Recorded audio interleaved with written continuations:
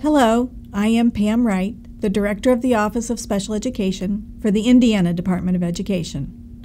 For those of you who have been viewing our Short Share series, you know that our work evolved as a result of the FAPE Dear Colleague letter published by OSEP in November 2015 and the Every Student Succeeds Act that followed in December.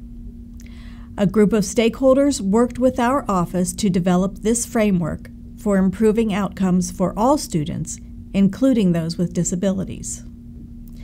One of our stakeholders, Dr. Michelle Moore, the superintendent from Martinsville, agreed to share her thoughts about raising expectations. I'd like to thank her for taking time out of her busy schedule to share her point of view. Here are some highlights of her interview. Let's start with an introduction. Tell us who you are, what you do, and a little bit about your school corporation. Hi, I'm Michelle Moore, and I am superintendent of the MSD of Martinsville in Martinsville, Indiana. We're a school of about 4,500 students, encompassing a full curriculum for all of our kids.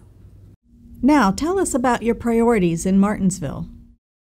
One of our priorities for our district is we believe in high expectations for all of our students.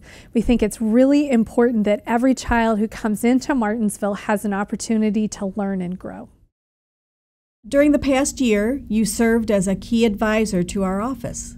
As you think about the FAPE Dear Colleague letter and ESSA, one of the primary themes is about raising expectations for all students. What are your thoughts around raising expectations for students with disabilities? In Martinsville, raising expectations for students, it's something that we've started to have a lot of conversations about. It is about equality for students so that every student that comes into a school building knows that their teachers are going to expect success from them. Because every child has potential and every child has a gift, and part of our job as educators is to find that gift for that child. What are some challenges in raising expectations? Raising expectations for our students can be challenging at times.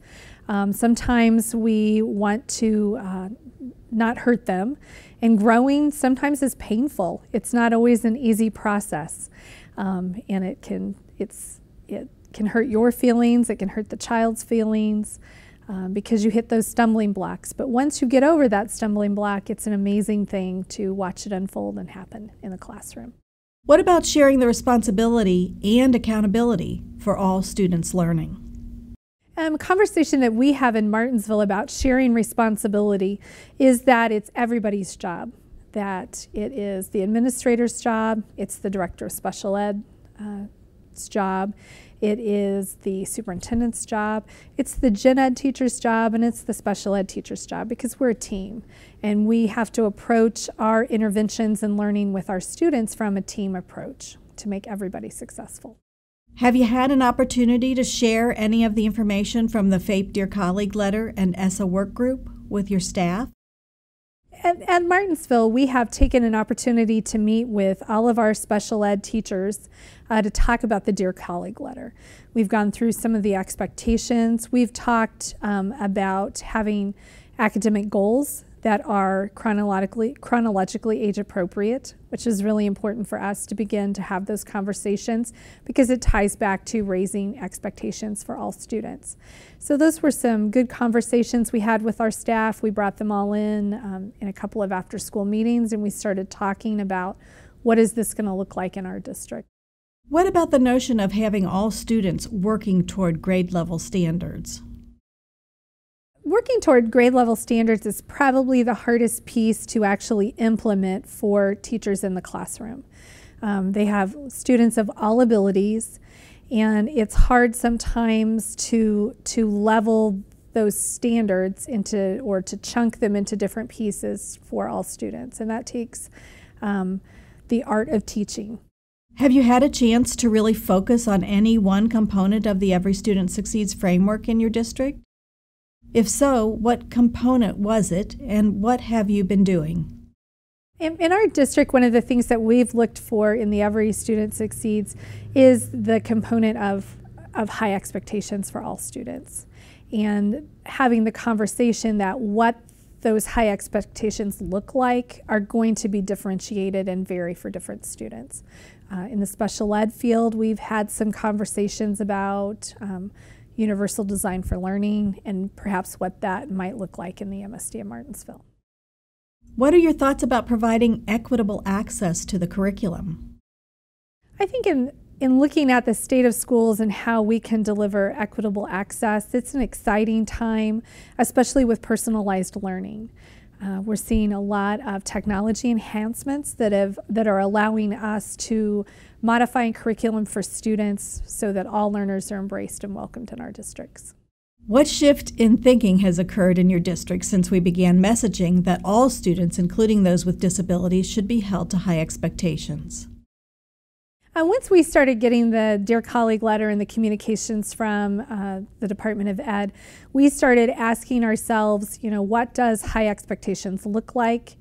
And also how we can communicate those high expectations to not only our special education teachers, but our gen ed teachers and our parents, who are all part of that triangle we like to refer to of bringing support to that student. Did you have any aha moments or change in perspective as a result of working with the Key Advisor Group? I thought the Key Advisor Group and working with the Key Advisor Group was a wonderful opportunity for people from a whole bunch of different backgrounds to come together and have a single conversation.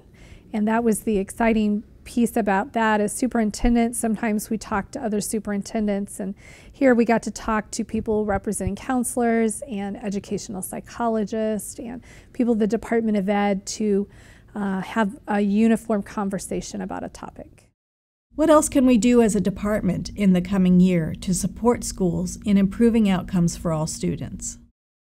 As we move forward and work to support all of our schools, there's a couple of key areas that we need to continue working on, and one is constant communication with our gen ed teachers so that they can understand the framework that the special education teachers are working from.